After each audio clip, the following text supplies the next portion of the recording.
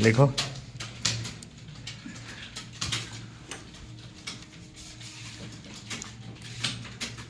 लिखो। धरती के प्राणियों एवं वनस्पतियों को स्वस्थ व जीवित रहने के लिए हमारे पर्यावरण का स्वच्छ रहना अति आवश्यक है, किंतु मानव द्वारा स्वार्थ सिद्धि हेतु प्रकृति का इस प्रकार से दोहन किया जा रहा है कि हमारा पर्यावरण दूषित हो चला है। आज पर्यावरण प्रदूषण भारत ही नहीं बल्कि विश्व की एक गंभीर समस्या बन गया है। इस समस्या से निपटने के लिए अंतर्राष्ट्रीय स्तर पर अनेक प्रयास किए जा रहे हैं।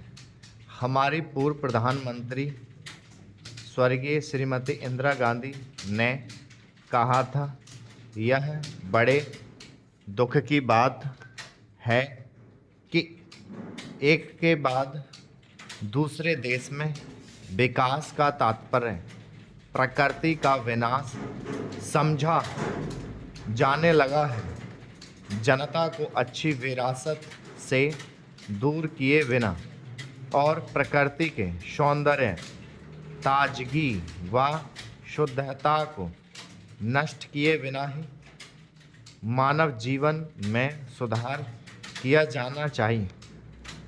पर्यावरण दो शब्दों परि एवं आवरण से मिलकर बना है, जिसमें परि का आशय है चारों ओर से तथा आवरण का अर्थ है ढका हुआ, अर्थात समस्त जीवधारियों तथा वनस्पतियों के चारों ओर का आवरण ही पर्यावरण है। गिसवर्ट के अनुसार पर्यावरण का तात्पर्य प्रत्येक उस दशा से है जो किसी तथ्य, वस्तु अथवा मनुष्य को चारों ओर से घेरे रहती है तथा उसे प्रत्यक्ष रूप से प्रभावित करती है। सामान्य रूप में पर्यावरण की प्रकृति से सामान्यता प्रदर्शित की जाती है, जिसके अंतर्गत भौतिक घटकों पृथ्वी, जल, वायु आदि तथा जैविक घटकों पौधे, जंतु, सूक्ष्म जीव तथा मानव इत्यादि को शामिल किया जाता है। मानव, जीव, जंतु एवं पेड़ पौधों सभी को स्वस्थ जीवन के लिए स्वच्छ पर्यावरण की आवश्यकता होती है, लेकिन जब प्राकृतिक या मानवीय कारणों से पर्यावरणीय संरचना में कुछ अवांछित तत्व प्रवेश कर जाते हैं तो उसे पर्यावरण प्रदूषण की संज्ञा दी जाती है। यह भूमि, वायु, ध्वनि एवं जल प्रदूषण आदि के रूप में मानव जीवन व पारिस्थितिकी को प्रभावित करता है। 6-7 मई 2020 को आंध्र प्रदेश के एलजी पॉलीमर्स कंपनी का स्टाइरिन नामक गैस रिसाव तथा जून 2020 में असम में गैस रिसाव ने भी मानव जीवन को प्रभावित कर पारितंत्र को दूषित किया है।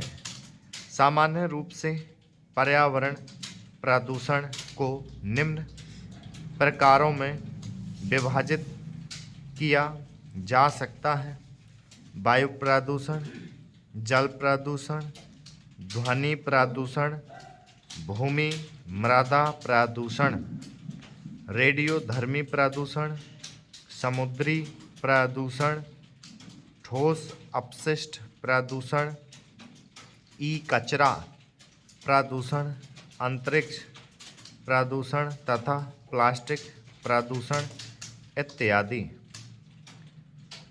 वायु प्रदूषण जब मानवीय या प्राकृतिक कारणों से वायुमंडल की गैसों की निश्चित मात्रा और अनुपात में अवांछनीय परिवर्तन हो जाता है या वायु में इन गैसों के अतिरिक्त कुछ अन्य विषाक्त या कणिकीय पदार्थ मिल जाते हैं तो यह वायु प्रदूषण कहलाता है। वायु प्रदूषण के कारण वायु प्रदूषण प्राकृतिक एवं मानवीय कारकों द्वारा होता है। प्राकृतिक कारकों में जलवायु, विस्फोट, जंगल की आग, पशुओं द्वारा जुगाली की क्रिया, कुहरा, परागकण, उल्कापात आदि हैं। परंतु प्राकृतिक स्रोतों से उत्पन्न वायु प्रदूषण कम खतरनाक होता है क्योंकि प्रकृति में स्वयं नियंत्रण की क्षमता होती है।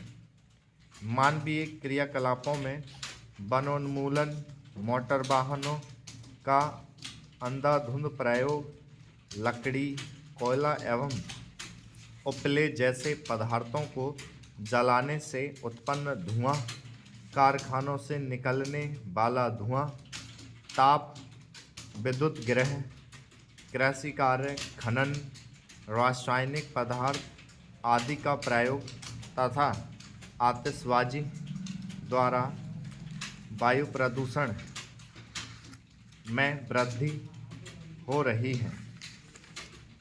विकसित तथा विकासशील देशों में विकास एवं अन्य मानकों में आगे निकलने की प्रतिस्पर्धा ने पर्यावरण को इतना अधिक प्रदूषित का दिया है कि आज वैश्विक परिदृश्य में जलवायु परिवर्तन, भूमंडलीय तापन तथा ओजोन संरक्षण की समस्या ने मानव के अस्तित्व के समक्ष ही संकट खड़ा कर दिया है। वायु प्रदूषण के प्रभाव वातावरण में अवांछित गैसों की उपस्थिति से मनुष्य, पशुओं तथा पक्षियों को गंभीर स्वास्थ्य समस्याओं का सामना करना पड़ता है।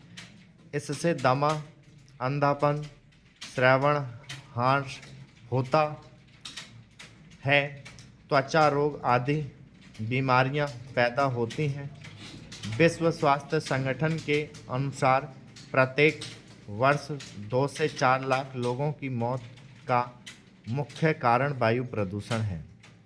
दुनिया भर की बीमारियों पर नज़र रखने वाली संस्था ग्लोबल वार्डेन ऑफ डिसीज़ के अनुसार भारत में श्वास वायु से जुड़ी बीमारियां बड़ी तेज़ी से हो ऐसी खतरनाक महामारी में परिवर्तित होती जा रही हैं, जिन पर यदि तत्काल ध्यान नहीं दिया गया तो इसके भयंकर परिणाम होंगे।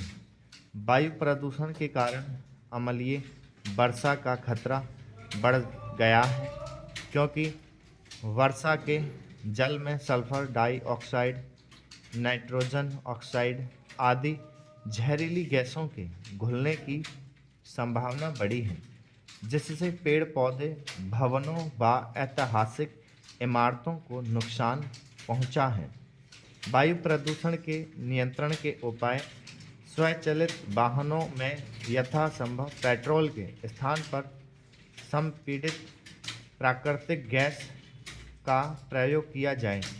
वर्तमान वायु प्रदूषण के स्तरों की जांच के लिए व्यापक सर्वेक्षण और अध्ययन किया जाए और प्रदूषण की नियमित मॉनिटरिंग की जानी चाहिए।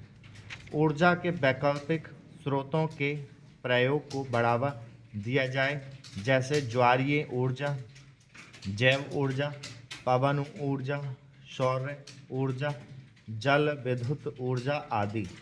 स्वचालित वाहनों से निकलने वाले प्रदूषण को कम करने के लिए गाड़ियों में स्क्रैबर आदि लगे होने चाहिए। फैक्ट्रियों की चिमनियों में बैग फिल्टर लगा होना आवश्यक है, जिससे 50 माइक्रोमीटर से स्टॉप